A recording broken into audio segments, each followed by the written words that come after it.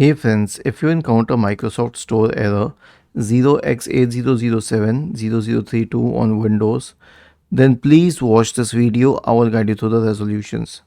The first solution is to check the internet connection. So search for fast.com in the search in the what do we say browser window and check for the internet speed. The next solution is to clear the Microsoft Store cache. How would you clear the Microsoft Store cache? Press the Windows key and the R key together to open the run window. Type the command ws reset and hit enter.